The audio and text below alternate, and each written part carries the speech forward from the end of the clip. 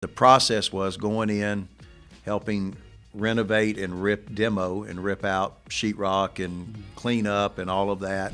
Let it dry out, go back in 2 or 3 weeks, and begin to put insulation and sheetrock back in. And so we did that on several projects.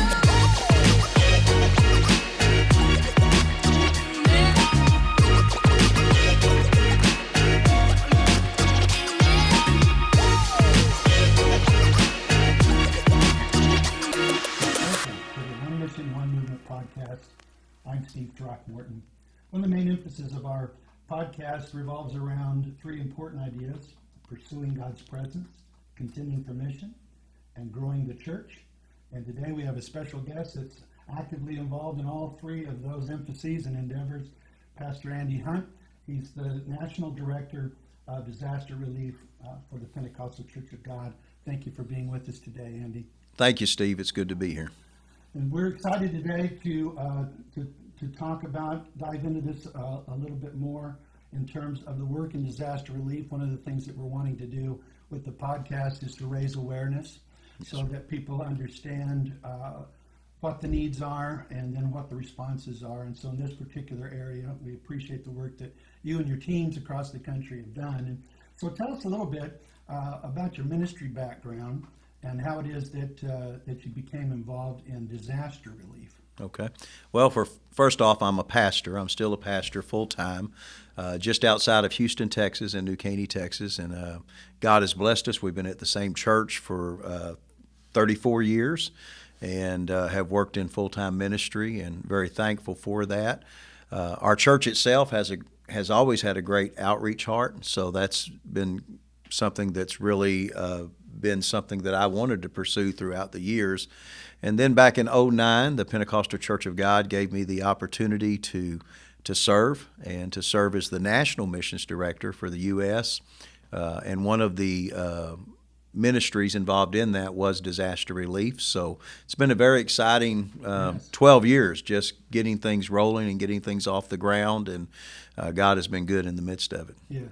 And the Lord's really helped develop a very strong program with that, and it's been very helpful. And so today we wanted to talk a little bit more about that. And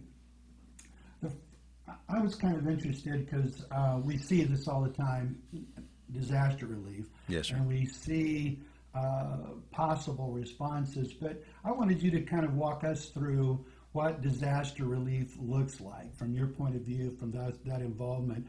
What is it?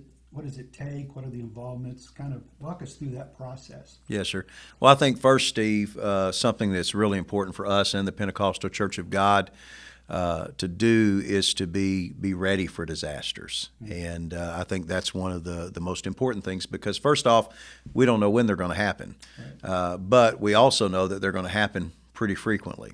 And now we're not just dealing with the United States, but the new job I have and the new ministry that I serve over is for the whole world. Wow. And so that's exciting. But so first you just need to be prepared, which I think is really important. And, I receive alerts all the time of disasters that are taking place in the world. Obviously, the news broadcasts them out there, and we see small disasters. They're still a disaster to somebody, right, and very large disasters. And so we work to try to prep for them. Here on the state sides, we certainly have teams. We have disaster trailers with tools and equipment that we need for certain types of disasters that we respond to in the U.S. So I think probably one. The best things is that we are just ready for it and prepared for that time. That's good.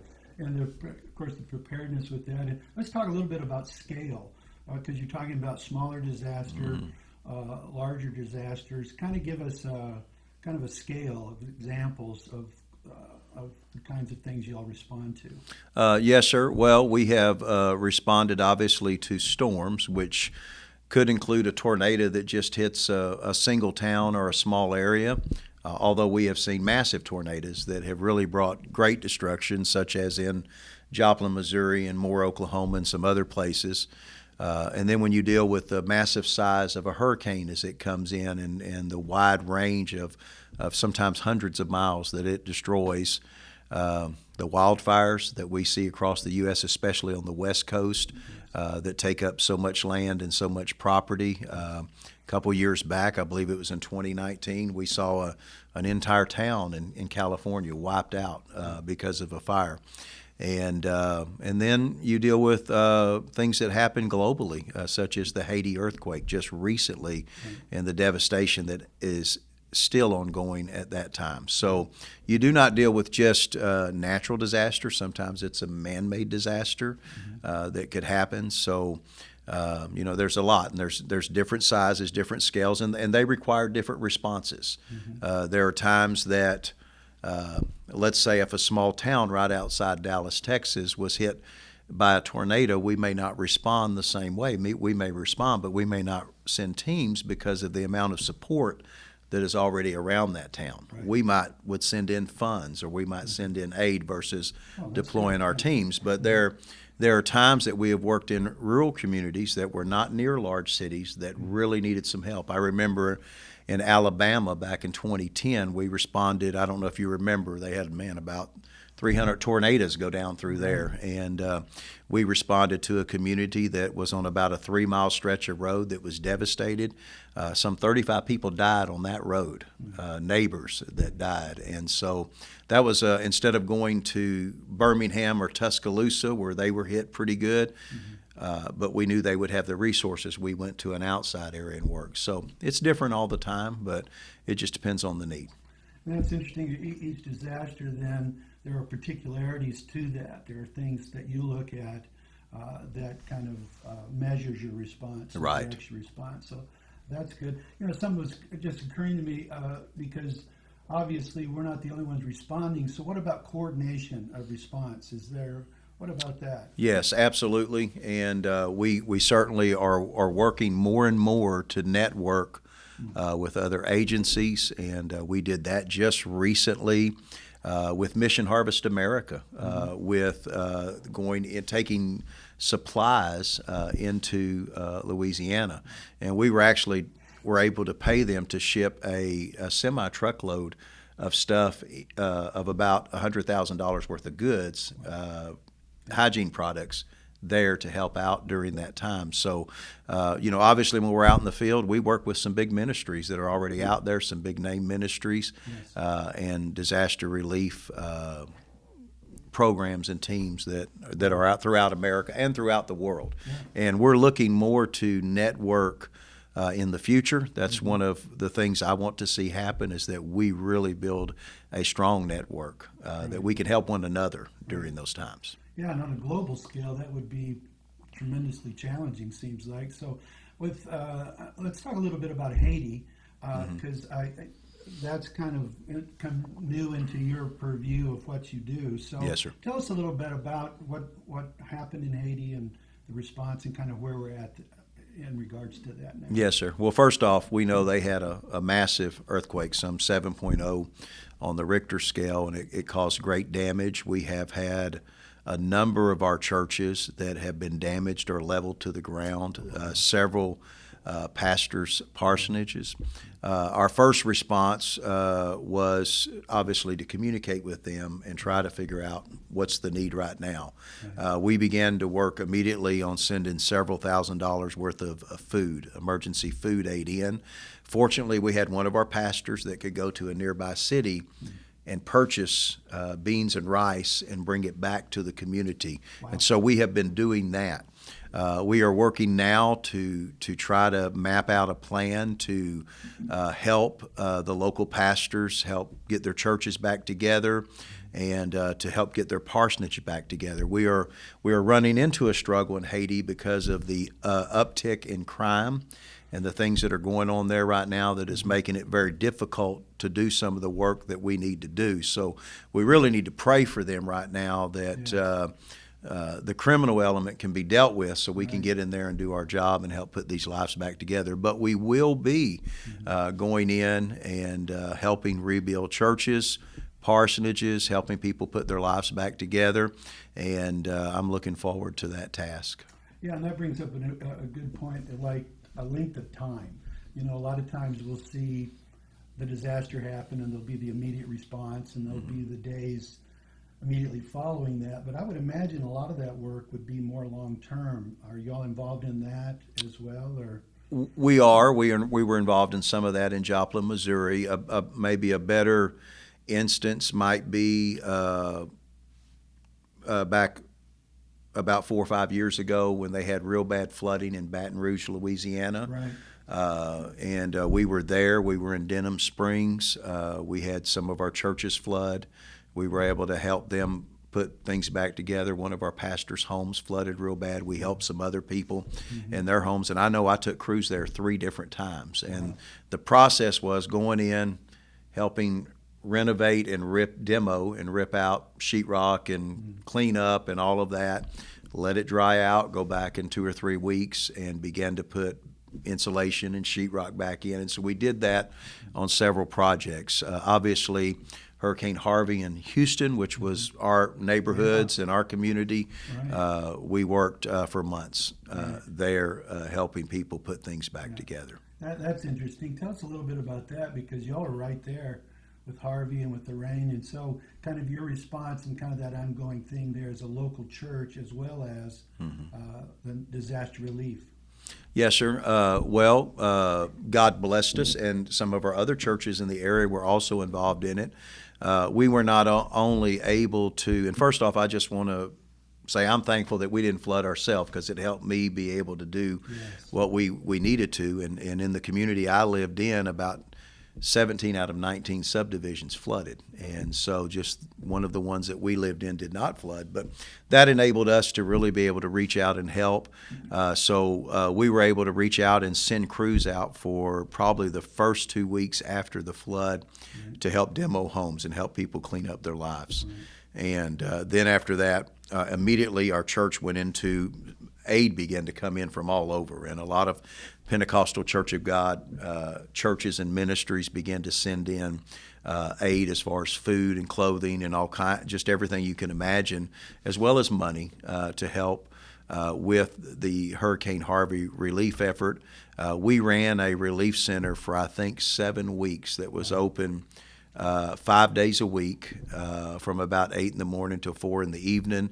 And there was 200 people in line every morning, and it just continued on. But we were able to really give people a lot of goods during that time. And even after that, obviously, and I want to say also Baytown Revival Center also had a relief center going that helped out quite a bit. I know Brother Rick Martinez at Bethel Church, they were giving out supplies even though they flooded. And but they were trying to help also with their community. But it was weeks after that, we were still working, months after that, trying to put people's lives and homes back together. Wow, it's amazing. And let's talk a little bit about supplies. You were saying like preparedness. Give us some specifics about what preparedness looks like from y'all's point of view. Yes, sir. Stateside, preparedness looks like the particular disaster trailers that we have in different locations, which is about 11 different ones, that they are properly fitted with the tools that they need, preferably for the climate they're in and what they might face in their region. Just for instance, in our region in Houston, we have things that would help with floods, things that would help with tornadoes or hurricanes, things such as that. And so I do have a warehouse that we keep some supplies in too, and we can rotate them out. We also keep some supplies such as emergency water and goods that I get in at different times. I keep there so that when something happens, if I want to get something to Louisiana or Alabama, I can load a trailer very quickly and get it down there as an initial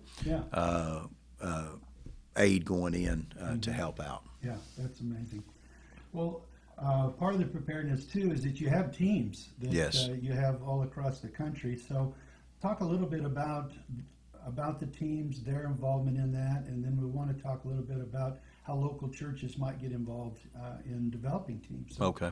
Well, first off, I appreciate all of our teams, our leaders of our teams, and we have them stretching from the West Coast all the way to the East Coast, and they're doing a great job. And, without them, for me to call on when things begin to happen. And Right. and what's so great is a lot of times they just respond on their own. By the time I get hold of them, they're already in gear and they're already in motion. But I know I could call on any one of them and say, "Hey, I need you to go such and such place, deliver such and such. Yes. Can you help me respond?" And they've always been quick to do that. I believe that churches would do well to have a disaster relief ministry. You have people in your church that would love to be a part of helping people in a time of disaster or need. And so you can certainly talk to me about that. I would love to help assist with that, to tell you how you can take steps to be able to put a team together. You don't have to have a disaster trailer to have a team. Right. There's certainly training you can take, whether it be through FEMA, and I can help you do that, or you could formulate a CERT team, which is a community emergency response team. Wow. And there's a lot of counties that have that, so you could formulate that within your church or within your community, and it just helps people respond to needs in their own community, Right. which is real good. But we would love, that's going to be one of the goals of global disaster relief, is across the world, is training disaster workers and causing people to be or to realize how important it is to have this in place before it happens. We need to be proactive and not reactive when it comes to disasters. And I'm excited. I mean, I know that's what our bishop wants. I know that's what the Pentecostal Church of God wants. Our constituencies wants that. Absolutely. And I want it. And I want to be a part of seeing that happen. Yeah. Yeah, that's good. And we've been talking about, that's a part of going. So it's all missions, we're talking about missions, so it's all a matter of going. So there is a going aspect to this, to get involved in it. I know as a local pastor, whenever there is a disaster, that's the first thing. People are like, how do we respond? And I think the church is now awakening to the fact that we can't just stand around and watch other people respond.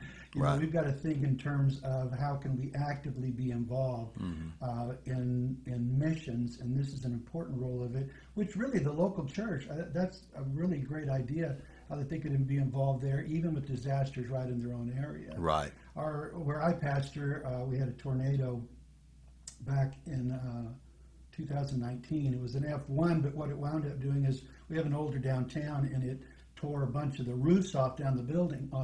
So there was no structural damage. There wasn't anything leveled, but there was like millions of dollars of water damage that was there, and the response that was there. And quite frankly, our church was not prepared to respond to that. And so this is a real challenge, I think, for each pastor to think about that. Well, there's also giving. We have the PCG.org, PCG.org. I think it's /missions/disaster-relief. But you can go to that website, and there's a place to donate there. So, and every time whenever this is happening, be in prayer for our response teams. Amen. And for them, and then prayer. We want to make sure that we're prayerful with that. And I think the challenge is out there for us, and it's good. Well, this has been really good today. I wanted to kind of wrap up with talking about as a pastor and then involved in this and now a global outreach. Obviously, you have a very demanding schedule, but in the midst of that, how is it that what's one of the ways that you maintain your spiritual health and growth to make sure that there's that spiritual vitality at the core of the ministry as you meet all of these challenges? Yes, sir. Well, first off, I just depend on the Lord, right. And that's without saying. But, I preached last night just to our church on a Wednesday night that maturity does matter. And I think one of the things I do is I never accept that I've fully grown in Christ. I always want more. Right. And one of the things it talked about in the Word, it said to desire the sincere milk of the Word. And, one thing I'm always keen to is I always want to desire more of God. Yes. I always want God to stretch me a little bit more. And, and I want to continue to want to grow in the Lord. And, obviously prayer and being in the Word every day and just continuing to go in ministry is just what fuels me. It's what keeps me going. I have a passion to help hurting people. I have a passion to be Jesus in skin. I have a passion to make a difference. And it's not just me. There's a lot of us have a passion to do that. And so, I just think we have to keep growing. We have to keep going forward. We have to keep growing in our relationship with Christ. And doesn't matter who you are. Doesn't matter if you're the pastor or this person sitting in the pew. You always got to want more when it comes to the Lord. Yeah, and that's one of the key things that we emphasize here is that passion, that desire, and nurturing that, protecting that, because that's really the heart of our ministry. When it's all said and done, what keeps you going is you care. Yes. And you can afford to care because God cares. Right. And we lean into Him. Well, Andy, this has been great today. Thank you. So much good information about the ministry, and we really appreciate you being with us today. And I know that everyone's enjoyed this today, and there's a lot of information here. We really want you to consider prayerfully to be involved, and I want to make an appeal to fellow pastors, preparations for your church. If you have questions, then you can contact Andy Hunt at pcg.org, and your email address is? It's Global Disaster Relief at pcg.org. Okay, Global Disaster Relief at pcg.org. Yes, sir. Thank you again for being with us. Thank you for joining us today. Good to see you. Thank you, Brother Steve. Amen. We'll see you next time here on One Mission. Thank you for listening to the One Mission, One Movement podcast. This podcast is sponsored by the Pentecostal Church of God, which is a body of believers in nearly 70 nations around the world. So we certainly invite you to join the movement by visiting our website at pcg.org. But more importantly, we want to inspire you to pursue God's presence, contend for mission, and grow the church. So if you liked today's episode and you're excited about more to come, be sure to like, share, and click the subscribe button for more updates. Thanks for joining us today, and we'll see you next time.